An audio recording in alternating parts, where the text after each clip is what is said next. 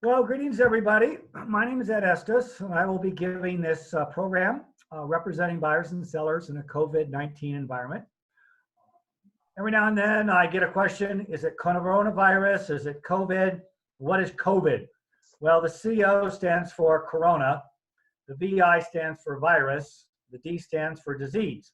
SARS and that NH1D, that was all a coronavirus as well. So this is our third coronavirus that we'll be dealing with, and its version is known as COVID-19. So COVID-19, I think, is a little bit easier and shorter to use. So I use COVID as I go through the material, but most of the people out there are still calling it coronavirus.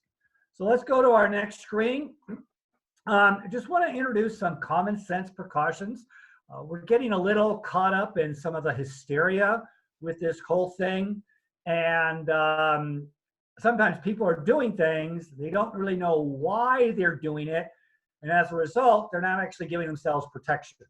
So let's talk about gloves. The reason we use gloves is to keep our hands sterile from whatever activity that we are doing. So my recommendation is, if you are going to open a house to show it to a buyer, first of all, contact the seller, make sure they're good with the showing.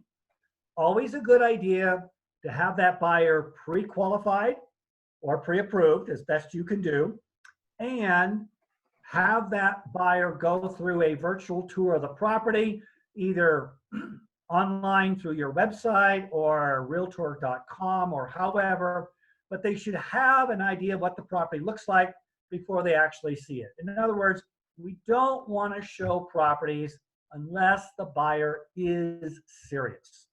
Otherwise, we just increase the risk of exposure. Now, when you go to the property, I recommend in the trunk of your car, you keep a box of clean gloves and also a trash receptacle. Now, because of the run on medical supplies, it may be difficult to actually get surgical gloves or gloves that a physician or nurse would use. My recommendation, if you cannot get those gloves, get culinary gloves. They look kind of the same. They're not nearly as durable. They don't fit as tight. They're used by restaurant workers when they prepare food. They're more accessible, partly because the culinary business is been decimated. So whatever gloves you can get, but they should be disposable. Go to your trunk, put on the gloves, then access the key safe or the lockbox. As you go through the property, okay, you've got your gloves on. When you exit the property and secure it, go back to the key safe, lock the key in, then go to your trunk, open your trunk, take the gloves off and dispose of them. Be careful not to touch the surface areas of the gloves. Take them off from underneath, roll them over your hands, and then dispose of them in a trash receptacle in your trunk. Please don't do what they do around grocery stores and just throw them on the ground. You've now created a biohazard. But that's what we deal with gloves. The reason you want to take them off before you get back in your car, if you get back in your car with your gloves, whatever's on your gloves will now contaminate your car. So the whole idea of the gloves is, if you've touched anything in the house or around the house, it'll stay on your gloves, it will not go on your hands. Likewise, if you use a mask will keep you from giving anything to somebody else. It probably will not protect you. The reason for that is this virus is transmitted through a mucous membrane, your mouth, your nose, your eyes. So if someone were to sneeze on you and it gets in your eyes, you're going to get contamination.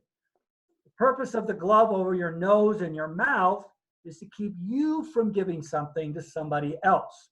Remember, it needs to be over your nose and your mouth. I go around town and I see these people with masks over their mouth, nothing over their nose. They're not protecting anybody, okay? So again, that's the rule on masks. For cleaning and hygiene, again, hand sanitizers if you're out in the field, again, to disinfect yourself, before you go into what you consider to be a more sterile environment. Soap and water is always superior to hand sanitizer. So whenever you have an opportunity, wash with soap and the reason I put warm water is more enjoyable. So you're going to be more comfortable washing your hands for a longer period of time, a minimum of 20 seconds. Warm or hot water will not kill the virus. To kill that virus, you're going to have scalding water. You'd actually burn yourself. So again, but it's the soap that you're going for. And then finally, when you get home, wash your hands. If you go back into your office, wash your hands. Whenever you finish a task, wash your hands. And then my recommendation is go ahead and take your shirt or blouse off when you get home, throw it in the washer in case you have anything on there. Okay, so again, we're going to see frequent bathing, we're going to see frequent laundry, but that is helping us keep a more sterile environment. And then finally, extend your courtesy to others. In other words, respect social distancing. Always ask permission before you can show a house. Ask the buyer, ask the seller, how are you feeling today before you do a showing. Respect people's anxieties. We'll talk more about that at the end of the show. But again, people are anxious, they're scary, they're scared. We just need to be conscious of that as we go through. So now, I'd like to talk about the 4 new forms that CAR has created. These forms are changing. Now, this PowerPoint was current as of the end of last week. There's been 2 or 3 revisions to the forms before this version has come out, and I actually downloaded this directly from CAR Legal. But there may be some changes in the forms, so my recommendation is go to Zip Forms, print them out, because since they're brand new, CAR may be making some tweaks to them. You always want to make sure you have the most recent copy. So our first one, the Coronavirus Property Entry Advisory and Declaration. What is this form? This is essentially a disclosure form of the coronavirus and the ramifications of it. So I would treat this form similarly to how I would deal with the AD form, the agency disclosure. When do we give the agency disclosure to the seller? It's always the very first document.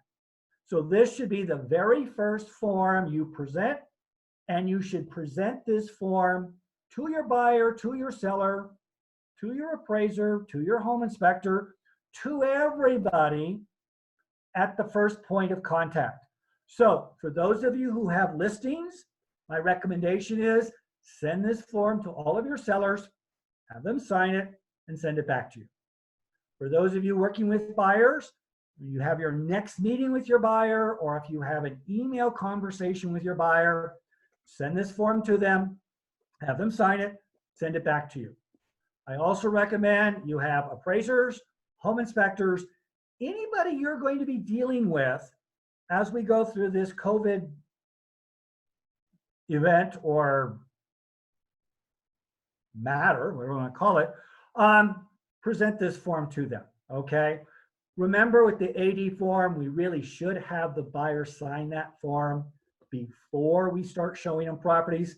I know most agents don't actually have it shown to them until they get ready to write the offer. Legally, that's the last possible time you can actually do it. But my recommendation is have the buyer sign the AD form when you first meet them, and at the same time, have them sign this coronavirus advisory and declaration. So again, what this form simply does is it advises or informs parties of the risk leaving their home, that there is the chance of running into somebody with COVID or contracting it yourself.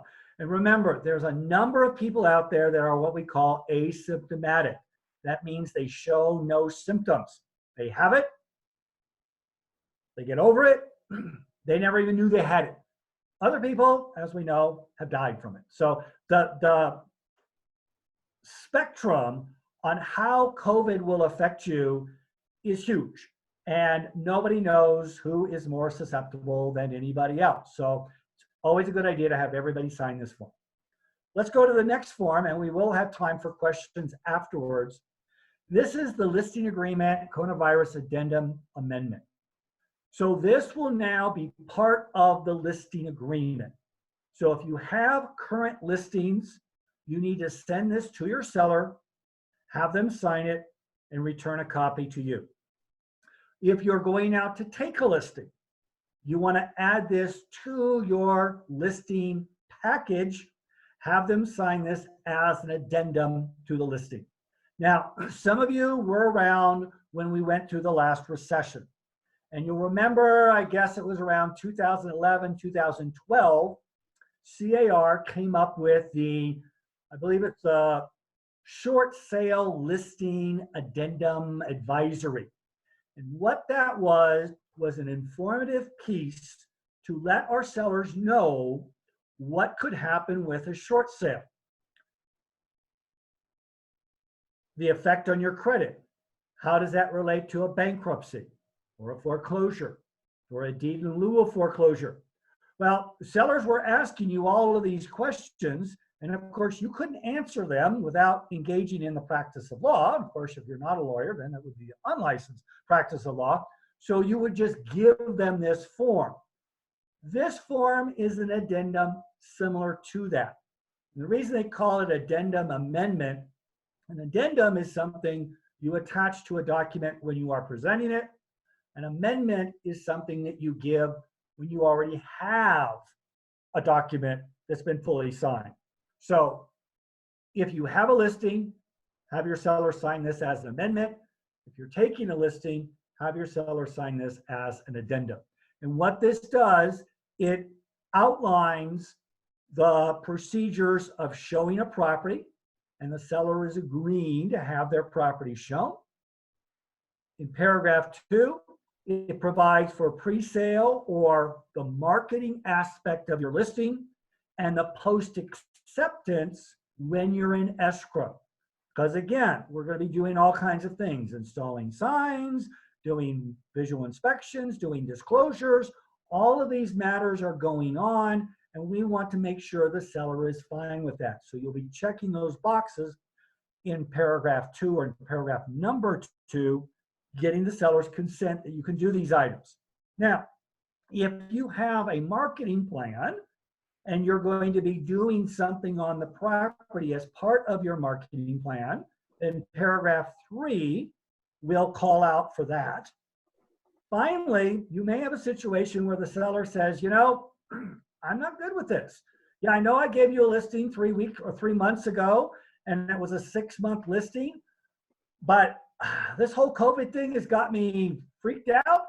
I don't want people coming to my house. Well, what paragraph 4 allows is that you say to the seller, okay, we are going to suspend the marketing of your property. However, even though, say we suspend this marketing for, golly, I don't know, a month, 2 months, until we get out of this tunnel known as COVID, the suspension time of the listing, when this listing is now going to go dormant, we're going to withdraw it from the MLS or however you want to do it, we will now add that time to the back end of your listing. So that 6-month listing, if you were going to go dormant for 2 months, then it would actually become an 8-month listing because you would add those additional 2 months to the former termination date of your original listing. Okay, so again, this is an addendum to the listing agreement. The next form is the coronavirus addendum. Yes. Before we go to the next form, does the seller need the PEAD if it's a vacant home? I would use the PEAD, which is on the screen now. I would use this form, present this form to every person you come in physical contact with. So yes for the seller, because you have to sign in a document with them. Yes for the buyer. I would also use this form with appraisers who are going to be going in that property. I would use this form with the home inspector who's going in that property. If you hire or the seller hires a roofer or the buyer hires a roofer to go do work on that property, I would send this form over. If you have a listing and that cooperating agent or that buyer's agent says, hey, I've got a buyer, I'd like to see the property. You've contacted your seller and say, it's okay, you can go over on this date. I would then in my next breath say, oh, by the way, do you have a PEAD form signed by your buyer? And if they say yes, would you mind sending it over to me for my file? If they say no, what's that? Say, don't worry, I'm emailing it over to you now. Would you please have your buyer sign it, give them a copy, keep a copy for yourself, and send it over to me. Essentially, by a party signing this form, it's going to make it more difficult for them to sue you because they alleging they caught COVID as a result of your listing or as a result of your contact. So we want to use this form with anybody we want to. For example, I'm at a webinar. If I was down in Vista, as soon as I saw Shirley, I would have Shirley sign this form because I don't want Shirley to sue me alleging that she got COVID from me. So again, this is basically an advisory and a declaration that you have alerted a person to the risks of interacting with other people, and that if they were to contract COVID, they've done it at their own risk, and you're not responsible for them contracting the disease. Does that make sense, Shirley? Yes, one more question for the PEAD. It says, you mentioned the PEAD like an AD, however, there is an address line. I have seen agents type in any visited property, which does not seem sufficient. How should this be handled with buyers? I think that is sufficient. As a matter of fact, I don't really think you even need a property address. Sometimes CAR creates documents and they use kind of a template, and you'll notice that on a lot of their documents, they've got a property address, which again, the document still applies to other properties. So if you're going to be looking at one property or the first property, go ahead and put that address there. Typically, we're showing a property to more than one, or excuse me, we're showing a buyer more than one properties. Do you need to have a separate one of these forms for every property? No, I don't think so. The way I relate it with the AD form, and I believe the AD form has a place for a property address. Do you have to give a new AD form every time you go out with the buyer? And the answer is no. As long as your relationship is continuing with this particular buyer, you can get away, in my opinion, with one PEAD form. If, however, you take the buyer out, show them a few homes, and then the buyer says, you know, I need to think about this. I'm not ready to move yet. Okay, fine. And then you cease interaction with that buyer. 3 weeks later, the buyer calls you up and says, hey, things have changed, or my financial situation is now stabilized. I want to go out and look at those properties again. At that point, I would do a new PEAD form. But as long as you have a continual relationship with your buyer, I don't think you have to do multiple forms. One form per person should be sufficient as long as that relationship is continuing. But my recommendation is, as soon as you cease a relationship with that buyer, when you start it up again, at that point, I recommend doing a new PEAD. Okay, does this apply for tenants? Yes, I would use it for tenants. I would use it for landlords. I would use it with anybody you're doing business with. I mean, it's really designed for, I think, primarily the buyer going out and look at properties, but it can be used for everybody. And again, anybody you're going to be having a personal, physical interaction with, I would recommend go ahead and using this form. It's just, all this form does is it alerts them to the risks involved of leaving your house and going out into public because they might contract COVID. So that's what this form does. It just alerts them that if you leave your house, you are taking on a certain amount of risk, and you should protect yourself. Right? Okay. All right. So All right. we'll continue. We do have more questions, but I think I'll let you go through all the forms and then we'll go back and start answering some of the questions, if that's okay. That sounds good. That sounds great. All right. So now the CVA. This is designed to be an addendum to a purchase agreement. So when you get an offer on your property, or you are writing an offer on a property, you want to add this to your RPA. If you get an offer on your listing and they don't include this, typically our sellers counter, right? I mean, most transactions will have at least one counter. Add this to your counter, or if your seller's happy with the price, then you would just counter adding this agreement to the agreement, or this addendum to the agreement. So this becomes part of your transaction. If you have any open escrows right now, I recommend you add this to the transaction. So if you're making an offer, this will be part of your offer. If you receive an offer, you want to add this to the offer. If you have a transaction, you want to amend your transaction to include this form. So this is now going to be part of all of our contracts, current or prospective, as we go through the COVID cycle. What does this form do? This form addresses a legal concept known as impossibility. Now, I'm horrible at French, but there's a French word that I never quite mastered called force majeure. So you may hear that word out there as well.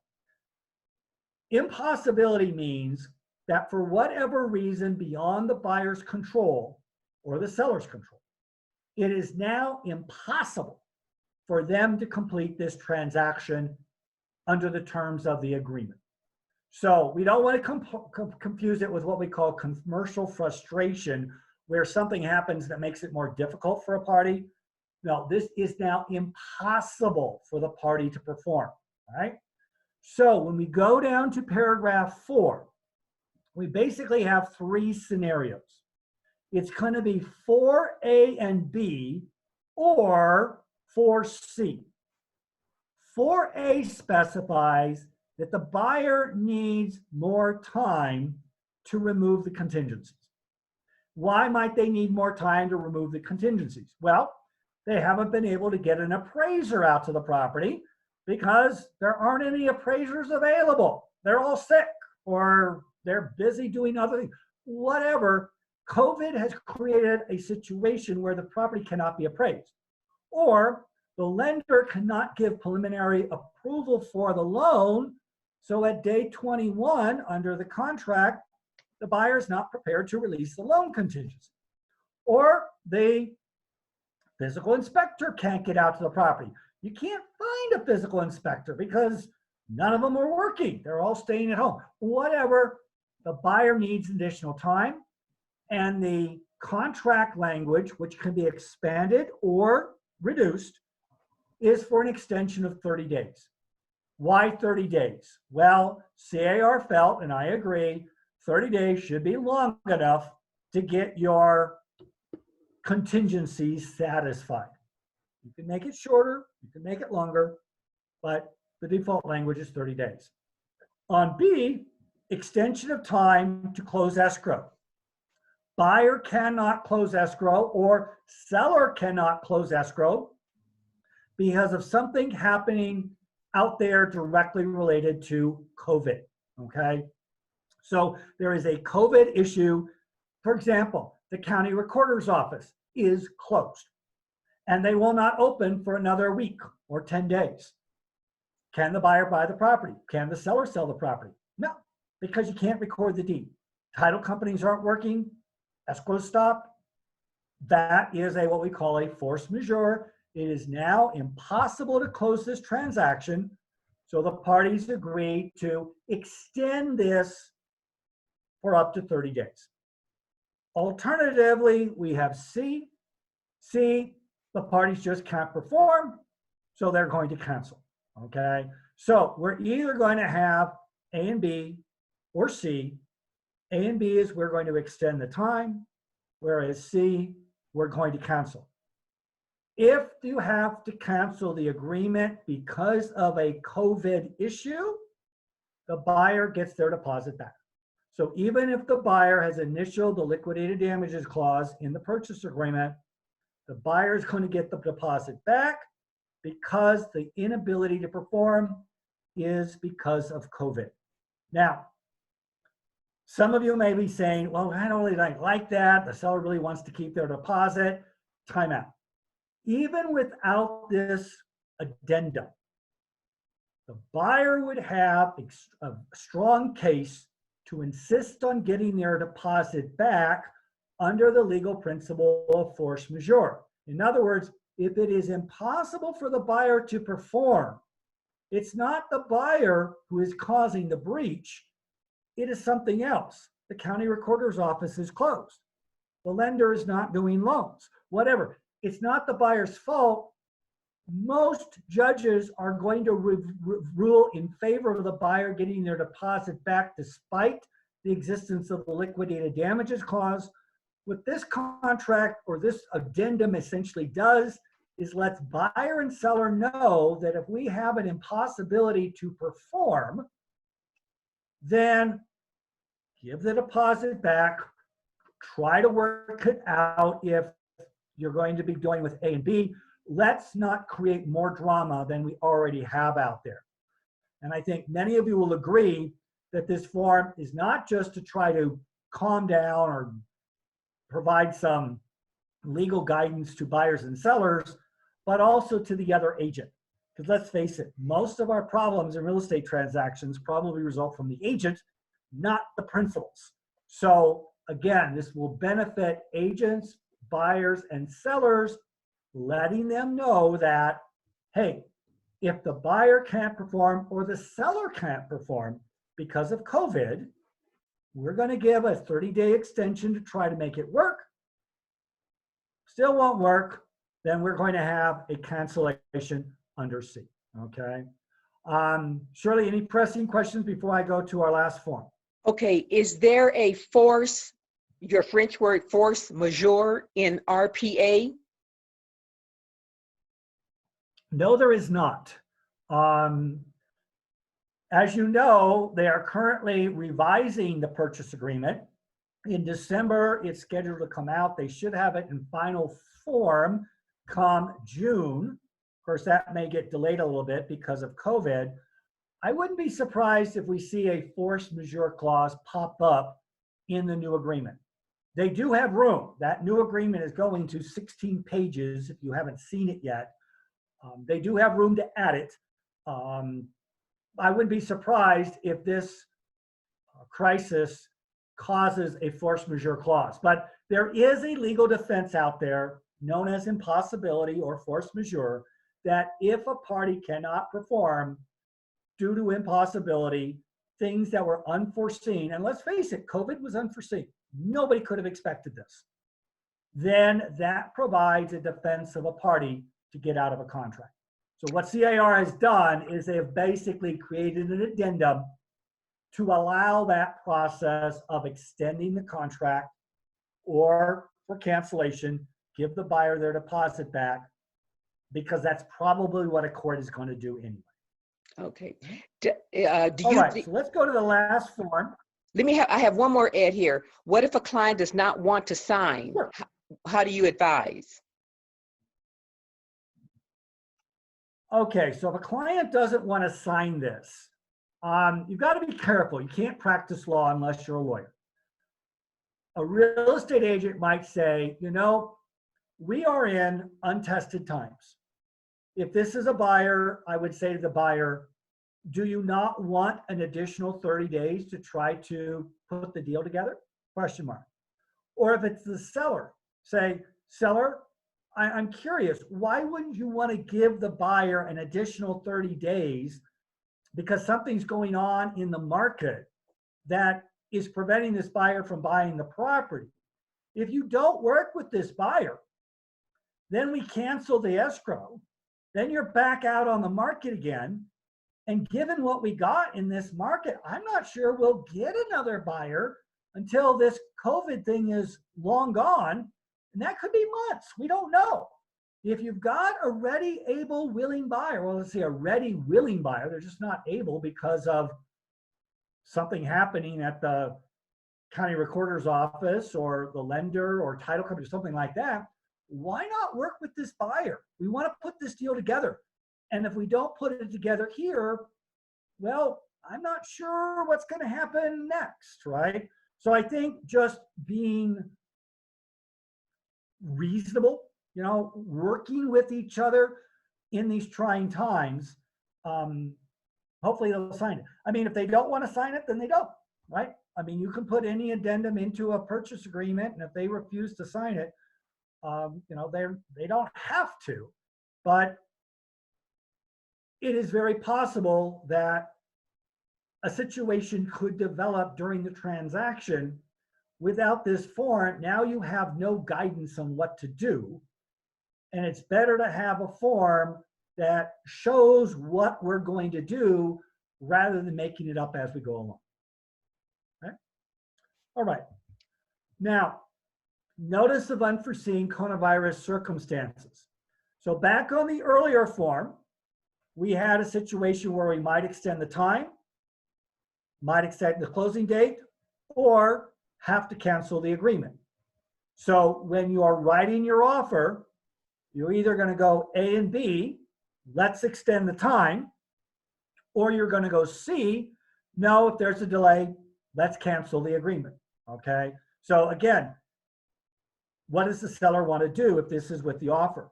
Do they want to work with the buyer and give them more time? They don't have to give them 30 days. They could give them 10 days, 15 days, whatever.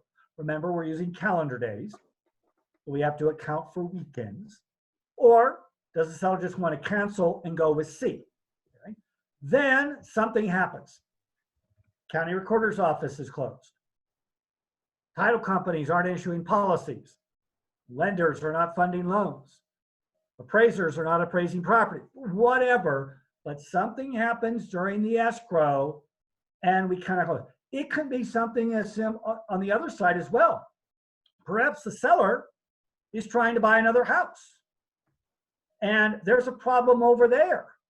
And now they don't want to sell the house they're in because they got no place to go and they got no place to live because there aren't any hotel vacancies and their family members won't let them in because they don't want to have them try to infect them. Who knows? But the seller doesn't want to close. I mean, this can be buyer or seller. We don't know. But if we have a situation outlined over in the CVA, we're either time for contingencies, time for closing, or we're going to do a cancellation, then we have to notice the other party. So just like if the buyer, through their investigation, finds a problem with the property and they give a request for repairs, or just like if a buyer at the end of the escrow needs more time, they need to give a notice to the other party what's going on. And that's what this does. So you'll notice that 1A is a loan-related issue. There's a problem with the buyer getting their loan. Or B, there's a shelter-in-place issue. For whatever reason, there's problems because of the COVID shelter-in-place matter. Or C, there's a personal impact. So basically, we need to show the other party the cause. Now, for those of you familiar with the purchase agreement, you know that under paragraph 14, if the buyer wants to cancel, they don't have to give a reason. Okay? They just decide they don't want to buy the property, and under paragraph 14B, they've got their 17-day contingency, and they can just cancel. By looking at the drafts for the new purchase agreement that's coming out in December, That agreement that's going from 10 pages to 16 pages, I have seen verbiage in there where the buyer needs to give a reason to cancel. So it looks like CAR is going in a direction now where the buyer needs to give a reason. This conforms to where the CAR is going. It's not just the buyer or seller canceling. No, they are canceling with a reason, and the reason is then explained in either E and or 2 what the problem is and how it's related to COVID.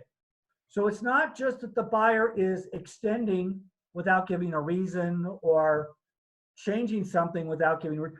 They have to tell the other party what the COVID reason is and provide some sort of verification or documentation. And that's what's referenced there in 2. So maybe they lost their job. Maybe the county recorder's office is closed. Maybe the appraiser is all backed up and they can't get appraisers out to appraise the property. Whatever it is, that the buyer would need to tell the seller, or conversely, the seller need to tell the buyer what is the reason for the delay or the cancellation. So that is the purpose of this form. It is a notice based on something that's going on per the contract that has now been amended by the CBA. All right. So some final thoughts. Don't hold open houses. I think most of us are aware of this. 2 reasons. One, from a pragmatic standpoint, it's going to be difficult to do so. Also, you do not want to get socially shamed on the internet from a neighbor seeing you hold an open house. It's not worth your reputation. Instead, what you need to be doing is marketing your listings or your showings virtually. Start working on your sphere of influence prospecting. I mean, that's something that agents never seem to have enough time to do. If you have a CRM, start using it. If you don't have one, now's a good time to get one. Most of your brokerages have them, or purchase one, but develop a contact system with your sphere and start using it. Maintain good relationships with your seller. Okay, your seller's very nervous. There is some good news out there about COVID. The rate of increase in the state of California appears to be slowing down. Share good news with your seller. Share funny videos that you've picked up online with your client base.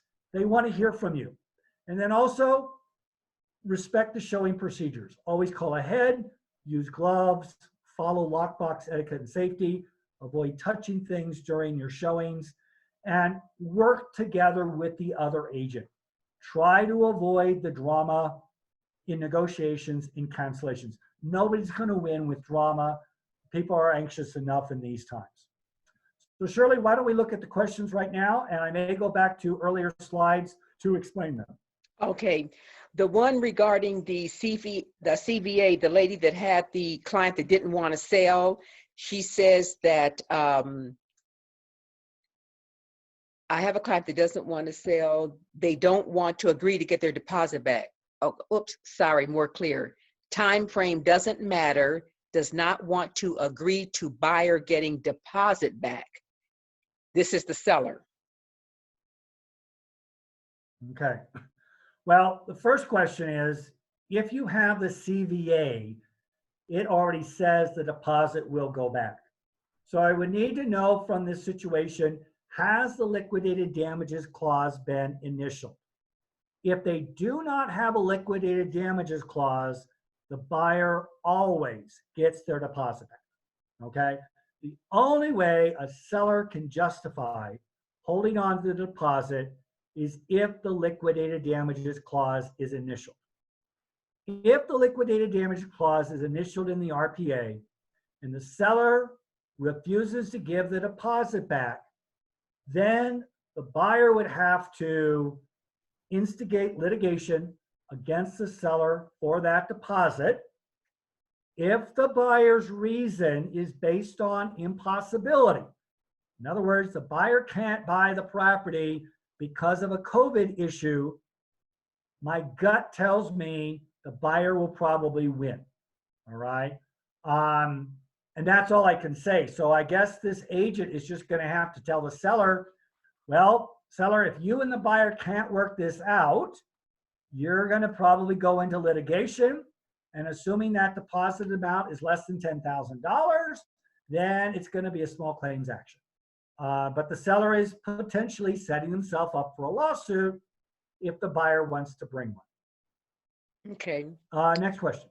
I understand the discussion is in regard to RPA. What about property managers and tenants regarding applicable COVID-19 forms? Okay. Let us then go back. If you're showing property, then you definitely want to use the PEAD to any prospective tenant. If you are taking on a property management account or you have a property management account with a property owner, you would want to give that property owner the PEAD. So again, we use this form with anybody we're going to potentially have personal contact with, okay? Again, this is not a contract, this is just a disclosure. So anybody that we're going to have contact with, we would want to have them sign the PEAD. Okay.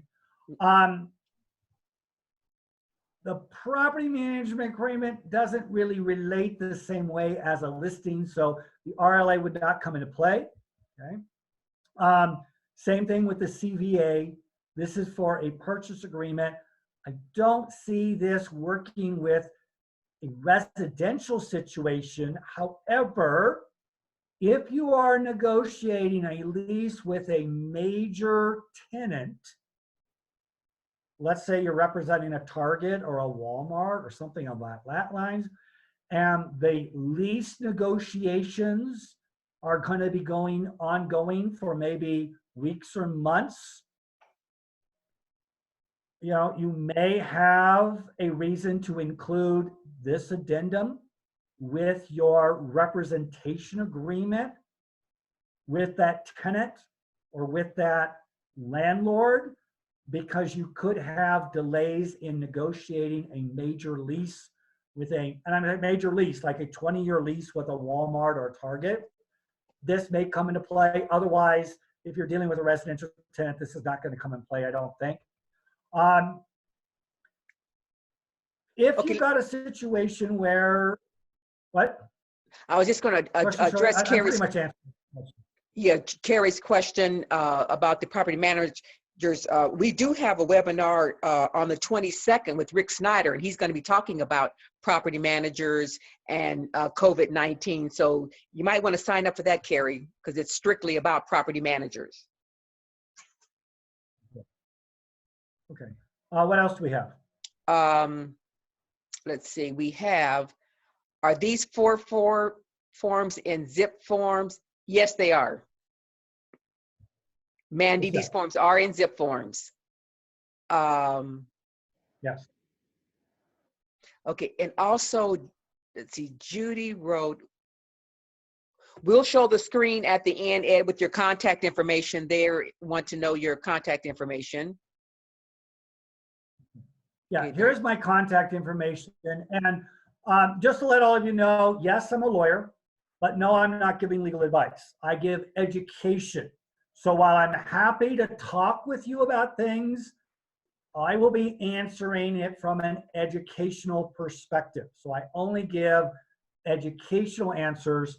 I also would encourage you, if you are sending me an email and you have a question, don't call me because my campus is closed, but send me an email. If you do have a question, include your broker or your manager so that I can talk to you and your manager. I have had problems in my area in the San Gabriel Valley where I would have agents who would contact me because they didn't like the answer their broker gave them. So, and of course I know them because I do seminars for their broker. I always include their broker. So again, I'll be speaking just to educational aspects.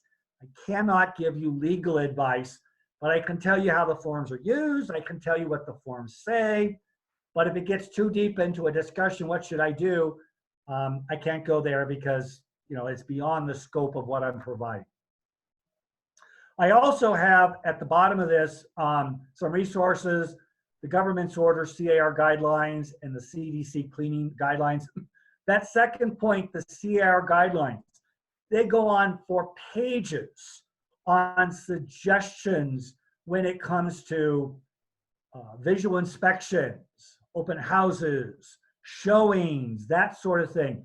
So some really good guidelines that CAR Legal has come up with dealing with the coronavirus. So take a look at that link. I think you'll find it helpful.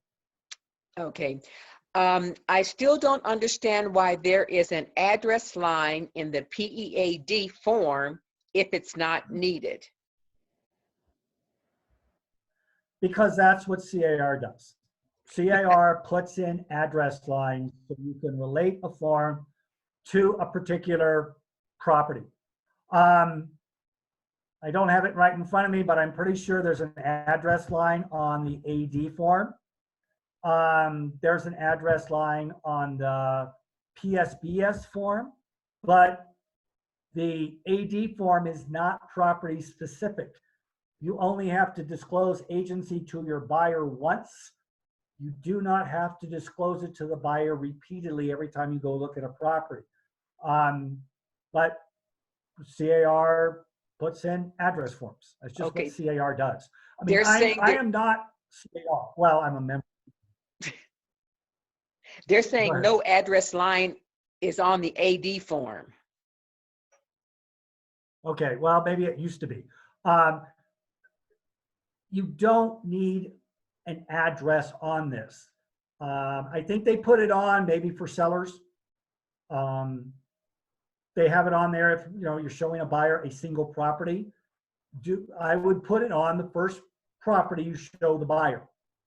After that, this form should be sufficient. You do not have to add properties every time you show a buyer a property. Okay.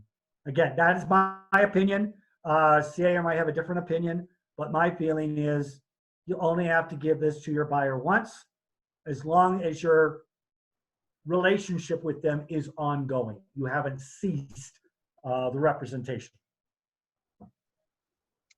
Okay. That looks like that's all the questions. Okay. Okay. Well, thank you very much for joining in. I mean, how many people did we have in, Shirley? 47. Looks like 40. So that's not a bad. Excellent. Excellent. Okay, I guess. So again, you've got the handout. What was that, Shirley? My internet is so bad. I have such a long delay.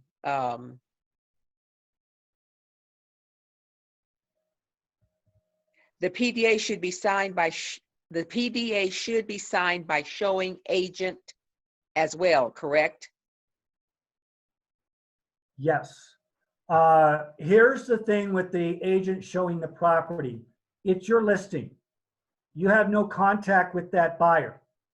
That agent showing the property to that buyer comes into the property, and then that buyer contracts COVID. That buyer then sues your seller and then sues you for contracting COVID, alleging they got it in the property. If you had this form signed by that buyer, it's going to make it more difficult for that buyer to sue you under the guise that they didn't understand the risk. And that's all it comes down to. Does the party understand, appreciate, and assume the risk? What this form does is it says to the buyer, or the buyer will say, or any party will say, I understand, I appreciate, and I am assuming the risk for engaging in this activity. So while it's probably not essential for the other agent to sign it, I suspect that agents will ask the other agent to sign these as well.